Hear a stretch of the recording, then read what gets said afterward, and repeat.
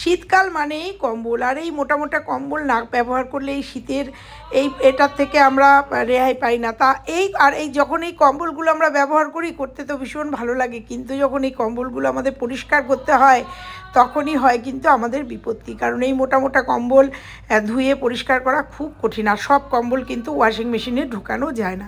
তো আজকে তোমাদের একটা সুন্দর টিপস শেয়ার করব যে এই কম্বল কিভাবে একদম ড্রাই ক্লিনিং করা যায় ধোয়া কাচা ছাড়াই। আমি শুধু মাত্র একটা প্রেশার কুকারের সাহায্যে কিভাবে আমি এই কম্বলটাকে পরিষ্কার করব। কারণ কম্বল কিন্তু অনেক সময় ব্যবহার করতে গিয়ে অনেক রকম নোংরা পড়ে। তো চলো আজকে এই কম্বলটা পরিষ্কার করা তোমাদের দেখাবো। তার জন্য আমি একটা কম্বল তোমাদের দেখাবো।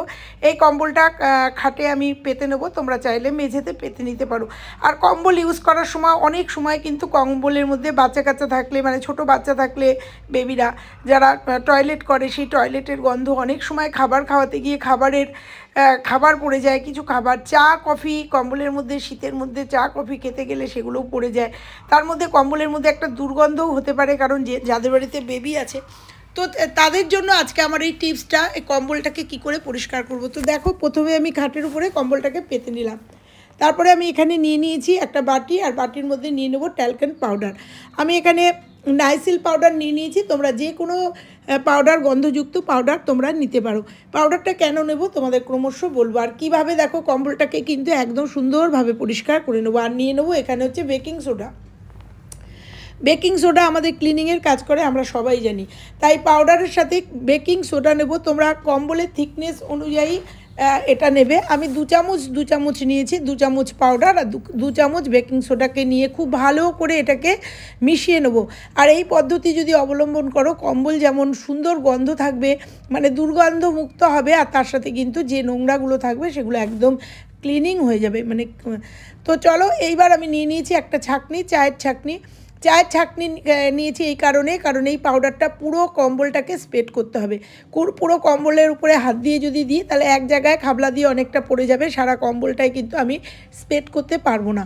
তো একটা চায়ের ছাঁকনি নিয়ে আমি কম্বলের মধ্যে ওপরে দেখো যেভাবে তোমরা দেখতে পাচ্ছ পাউডারটাকে, ওই মিশ্রণটাকে নিয়ে আমি পুরো কম্বলের মধ্যে কিন্তু এরকম ছোট্ট ছোট্ট করে একটা টোকা দিয়ে পুরো কম্বলের মধ্যে এটাকে স্প্রেড করে দিচ্ছি। তার কারণ হচ্ছে এই যে মিশ্রণটা, এইটা কম্বলের ভেতরে ঢুকে যাবে, রোয়ার মধ্যে ঢুকিয়ে দেবো, তারপরে কিন্তু একবারে নোংরা সদ্য বার করে নেবো। তো দেখো আমি পুরো কম্বলটা, আর মনে রাখতে হবে কম্বলটাকে কিন্তু টান করে পেতে নিতে হবে, সেটা মেঝেতেই হোক আর খাটের উপরেই হোক। তো দেখো আমি ঘুরিয়ে পুরো কম্বলটায় এপাশ থেকে ওপাশে পুরো কম্বলটায় কিন্তু এই যে পাউডারটা রেডি করেছি সেই পাউডারটা কিন্তু ছড়িয়ে দিলাম। এতে ওই খাবার সোডাটা ওই নোংরাটাকে রিমুভ করবে, আর পাউডারটার সঙ্গে মিশে গিয়ে নোংরাটাকে রিমুভ করবে, আর পাউডারের গন্ধটা কিন্তু আমাদের কম্বলের মধ্যে ঢুকে যাবে। এইভাবে যদি তোমরা না ধোয়া কাচা ছাড়াই কিন্তু আমরা কম্বল সুন্দর করে একদম পরিষ্কার করে রাখতে পারি। আর আমাদের কম্বল কিন্তু নোংরা হয় অনেক সময়, যেটা বললাম, বাচ্চাদের কাছে থাকলে পরে অনেক সময় একটা গন্ধ হয়, শুধু রোদ্দুরে দিলে কিন্তু এই কম্বলটা ওই গন্ধটা রিমুভ হয় না। তো সেই গন্ধটা রিমুভ হবে, তার সাথে যে কম্বলের যে নোংরাগুলো আছে অপরিষ্কার হয়ে গেলে সেটা একদম পরিষ্কার করে দেবো। একদম দেখো আমি তোমাদের সাথে কথা বলতে পুরো কম্বলটার মধ্যে এই পাউডারটাকে ছড়িয়ে দিলাম। তো দেখতে পেলে যে পাউডারটা কিন্তু পুরো স্প্রেড করে দিলাম। এবার আমি একটা গ্লাভস পরে নেব। গ্লাভস পরে নিয়ে আমি আবার হাত দিয়ে পুরো এই পাউডারটাকে কম্বলের পুরো রোয়ার মধ্যে দেখো ঢুকিয়ে দেবো। তো দেখো হাত দিয়ে আমি একটা পাশ দেখাচ্ছি, তোমরা কিন্তু দুটো পাশই একইভাবে করবে, কারণ দুটো পাশ দেখাতে গেলে ভিডিও অনেক বড় হয়ে যাবে। তো দেখো আমি হাত দিয়ে পুরো পাউডারটাকে একদম ভেতরে, রোয়ার ভেতরে কম্বলের ভেতরে একদম ঢুকিয়ে দিলাম। এরপরে কি করব তোমরা দেখতে থাকো, খুব সহজ একটা পদ্ধতি। তো দেখো সুন্দর করে দুপাশ দিয়ে, যেহেতু আমার 4 পাশ দিয়ে যাওয়ার আছে, আমি দিলাম। এইবার এরকম একটা শলার ঝাঁটা নেব। দেখো আমি দুটো পদ্ধতি দেখাচ্ছি, যে কোনো একটা পদ্ধতি তোমরা ব্যবহার করবে। আর এরকম শলার ঝাঁটা আমাদের অনেকের বাড়িতেই থাকে, নারকেলের শলার পাতার যে ঝাঁটাগুলো। তো দেখো এইবার এটা দিয়ে সুন্দরভাবে আমি কিন্তু 10 মিনিট ওরকমভাবে রেখে দিয়েছিলাম। তারপরে 10 মিনিট বাদে এই শলার ঝাঁটাটা দিয়ে ভালো করে দেখো এইটাকে বাড়ি দিয়ে নোংরাগুলোকে কিন্তু সমস্তটা ঝেড়ে ফেলে দিলাম। এতে ভেতরে যে নোংরাগুলো আছে সেগুলো নিচে পড়বে। যাদের শলার ঝাঁটা নেই বা যাদের এই ব্রাশ নেই তারা যে কোনো একটা ইউজ করতে পারো। আমি দুটোই এখানে তোমাদের দেখিয়ে দিলাম। এরপরে দেখালাম যে কাপড় কাচার যে ব্রাশগুলো আছে একই কাজ করবে, সেই ব্রাশ দিয়েও কিন্তু এইভাবে তোমরা কম্বলটাকে ব্রাশ করে নিতে পারো। তাতে ভেতরে যে ময়লাগুলো আছে, যেগুলো ওই যে পাউডারের মধ্যে রোয়ার মধ্যে ঢুকে গেছে, একসাথেই ব্রাশ বা ওই ঝাঁটার সাহায্যে কিন্তু সমস্তটা নোংরাটা বেরিয়ে যাবে এবং ফ্লোরে সেই নোংরাটা পড়ে যাবে। পরে তোমরা ফ্লোরটা পরিষ্কার করে নেবে। তো দেখো আমি পুরোটা উল্টো দিকে, মানে কম্বলের রোয়া যেদিকে তার উল্টো দিকে কিন্তু ব্রাশটা দিয়ে ঘষে নিচ্ছে, আর ঘষে নেওয়াতে কিন্তু ভেতরে যে আলগা নোংরাটা আছে সেটা কিন্তু বেরিয়ে যাবে। এরপরেও তোমাদের দেখাবো যে একদম ডিপ ক্লিনিং কী করে করব, না ধোয়া কাচা ছাড়া। তো দেখো আমি পুরো কম্বলটাকে কিন্তু এরকম ব্রাশ মেরে নিলাম, যেটা আগে করেছি ঝাঁটা দিয়ে ঝেড়ে নিয়েছি, একই কাজ ব্রাশ দিয়ে পুরো ব্রাশ করে নিয়ে তোমরা পারলে কম্বলটাকে একবার ঝেড়ে নেবে। ঝেড়ে নিলেই যে আলগা হয়ে গেল নোংরাটা, ভেতরের যে নোংরাটা সেটা কিন্তু সম্পূর্ণ রিমুভ হয়ে যাবে। তো দেখো এইভাবে ডলে নিয়েছি, ডলে নিলে বুঝতেই পারছো যে কম্বলের মধ্যে যা নোংরা আছে সেগুলো কিন্তু সব লুজ হয়ে গেছে। এরপরে এটাকে ঝেড়ে নিলেই সমস্ত নোংরাটা একদম ক্লোজ করে তোমাদের এই কোণাটা দেখালাম যে দেখো এর মধ্যে কতটা নোংরা হয়েছে, আর আমি ব্রাশ করাতে পুরো নোংরাটা কিন্তু একদম উঠে আসছে। তো এবার সেকেন্ড করব, সেকেন্ড যেটা টিপসটা, তো আমি ওটাকে নিয়েছি, নিয়ে আবার পেতে নিয়েছি। এইবার নিয়েছি ইস্যুদুষ্ণ একটু গরম জল একটা ছোট্ট গামলার মধ্যে, তারপর দিয়ে একটুখানি ঠান্ডা জল মিশিয়ে নিলাম, মানে ইস্যুদুষ্ণ করে নিলাম। এর মধ্যে কিছু জিনিস দেবো। প্রথম পর্যায়ে যে আলগা নোংরাটা সেটা ওইভাবে ঝাড় দিয়ে ফেলে দিলাম। এইবার একটা ছোট্ট শ্যাম্পুর প্যাকেট, তোমরা যে শ্যাম্পু ইউজ করো তার থেকে হাফ, প্যাকেট থেকে হাফ একটু শ্যাম্পু, মানে অর্ধেকটা শ্যাম্পু নিয়ে নেবে এর মধ্যে। আর নিয়ে নেবো একটুখানি ভিনিগার। ভিনিগারও তোমরা জানো ক্লিনিংয়ের কাজ করে। আর এখানে যেটা নিতে হবে সেটা হচ্ছে কমফোর্ট। তোমরা জানো কমফোর্ট কিন্তু গন্ধ অনেকটাকেই রিমুভ করে, যে যাদের কম্বল ইউজ করতে করতে গন্ধ হয়ে গেছে তাদের জন্য কমফোর্ট, না পেলে এগুলো ছোটো পাতাতেও কিনতে পাওয়া যায়। আর একান্তই যদি কমফোর্ট না থাকে তাহলে তোমরা এখানে ডেটল কিংবা স্যাভলন ইউজ করতে পারো। স্যাভলন বা ডেটলের গন্ধটাও কিন্তু সুন্দর। আর ওদিকে কিন্তু আমি পাউডার দিয়েছি। আর এখানে লাগবে একটা প্রেশার কুকারের ঢাকনা, কারণ এটা হ্যান্ডেলটা ঘোরাতে সুবিধা হয় জন্য প্রেশার কুকারের ঢাকনাটা নিয়েছি। তো এইবার একটা নরম তোয়ালে নিয়েছি, তোমরা চাইলে এখানে একটা নরম সুতির কাপড়, অবশ্যই সুতির কাপড় নেবে। আর কতটা পরিষ্কার হবে তোমাদের দেখিয়ে দেবো। তো ভালো করে ভিজিয়ে নিয়ে সুন্দর করে একদম চিপে নিতে হবে।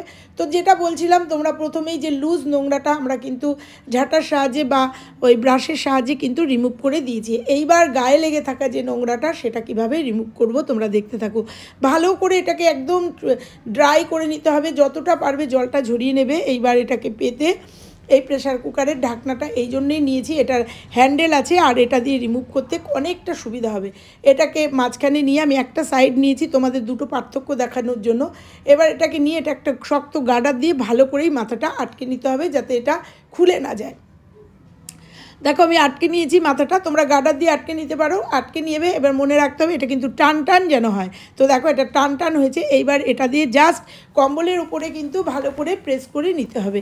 তো দেখো আমি ভালো করে এটা দিয়ে ডলবো। আর তোমরা বুঝতেই পারছো, দেখো এর মধ্যে লেবু খেয়েছিল কোনো বাচ্চার, মানে আমাদের বাড়িরই বাচ্চা, সেই লেবুর খোসাটাও কিন্তু এই ব্রাশ করতে গিয়ে উঠে এসছে। তো দেখো এইভাবে যে লুজ নোংরাটাকে আমরা যেভাবে রিমুভ করলাম, এইবার যে গায়ে লেগে থাকা যে নোংরাটা সেটা কিন্তু আমি এইভাবে রিমুভ করে নেব। তোমরা এই পদ্ধতিতে কম্বল যদি একবার পরিষ্কার করে নাও, তাতে গন্ধ যেমন চলে যাবে আর নোংরাও কিন্তু চলে যাবে। আর তোমাদের ধোয়া কাচা, মানে কম্বল ধোয়া কাচা তো সত্যিই খুব অনেকটাই কষ্টদায়ক, কারণ কম্বল ভিজিয়ে নিলেই কিন্তু অনেকটা ভার হয়ে যায় আর সেখানে হ্যান্ডেল করা যায় না। তো দেখো এইভাবে তোমরা ড্রাই ওয়াশ করে নিতেই পারো, তাতে যে কোনো মানে দুর্গন্ধ কিন্তু রিমুভ হয়ে যাবে, তার সাথে কিন্তু নোংরাও রিমুভ হবে। তো দেখো আমি হ্যান্ডেলটা দিয়ে ভালো করে ডলে নিচ্ছি। ডলে নেওয়ার পরে তোমাদের দেখাবো পার্থক্যটা, যে কতটা নোংরা উঠেছে।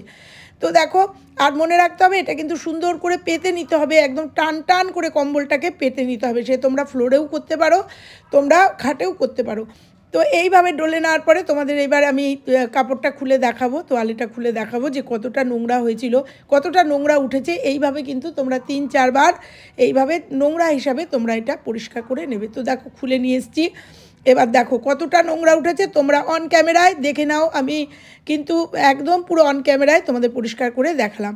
দেখো কতটা নোংরা হয়েছে, নিজেদের চোখে দেখে নাও যে কতটা নোংরা ছিল। আর ব্রাশ করাতে কিন্তু নোংরাটা অনেকটাই উঠে এসছে। তো দেখো এইবার আবার আর একটা পাশে, একটা পাশ তোমরা দেখলে এবার আবার আমি এটাকে ভিজিয়ে নেব, এই জলটার মধ্যে ভিজিয়ে নেওয়ার পরে আমি তোয়ালেটার আর একটা পাশ তোমাদের দেখাবো যে এইভাবে কিন্তু তোমরা আরামসে কম্বল ধোয়া কাচা ছাড়াই কিন্তু খুব সুন্দরভাবে কম্বল পরিষ্কার করে নিতে পারো, যত মোটাই কম্বল হোক। আর এইভাবে কিন্তু তোমরা দুটো পাশই করে নিতে পারো। তো দেখো এইবার আর একটা পাশে দিয়ে দিলাম, আর একটা পাশে সেম পদ্ধতিতে আটকে নিয়ে মুখটা এরকমভাবে আটকে নেব। সেম পদ্ধতিতেই কিন্তু আমি আর একটা পাশও পরিষ্কার করব। তো দেখো এটাও টাইট করে নিয়েছি, এইবার আবার ডলতে থাকবো। এইভাবে 2-3 বার যদি তোমরা এরকমভাবে ডলে নাও না, তাতে যে তোমাদের কমফোর্ট বা তোমরা যদি ডেটল স্যাভলন দাও, তার জন্য যে যদি কোনো ব্যাড স্মেল থাকে, দুর্গন্ধ থাকে, সেটাও যেমন রিমুভ হয়ে যাবে, তার সাথে কিন্তু নোংরাটাও সুন্দরভাবে রিমুভ হয়ে যাবে এবং কম্বলটাও কিন্তু ভীষণ সুন্দর এবং ভালো থাকবে। এবং তোমরা যদি ডেটল বা স্যাভলন দাও সেক্ষেত্রে স্বাস্থ্যকর হবে। এবার আমি দেখো আমি তোমাদের জাস্ট দেখালাম, এরকম উল্টে কিন্তু দুটো পাশ তোমরা এইভাবে জাস্ট ডলে নিতে পারো, তোমাদের সুবিধার্থে এটা দেখালাম। এইবার এটা ডলার পরে তোমরা বলতে পারো ভিজে যাবে না, না ভিজবে না, তবে একটু স্যাঁতস্যাঁতে হবে। সেক্ষেত্রে তোমরা এইবার কম্বলটা নিয়ে একটু রোদ্দুর উঠলে পরে রোদ্দুরে কিন্তু তোমরা দিয়ে নিয়ে একদম কম্বলটা খুব সুন্দর গন্ধ এবং সুন্দরভাবে রিমুভ হয়ে যাবে নোংরা। তো দেখো আমি দুটো পাশই তোমাদের এরকম করে দেখানোর জন্য দুটো পাশে করেছি, কতটা নোংরা তোমরা বুঝতে পারছো। এইভাবে তোমরা যদি কম্বলটা পরিষ্কার করে নাও, একদম ধোয়া কাচা ছাড়া এইভাবে পরিষ্কার হয়ে যাবে। তো আমি 3-4 বার রিমুভ করার পরে এটাকে দেখো তুলে নিয়ে এবার আমি জাস্ট এটা আমার ব্যালকনিতে রোদ আছে, রোদে দিয়ে দেবো।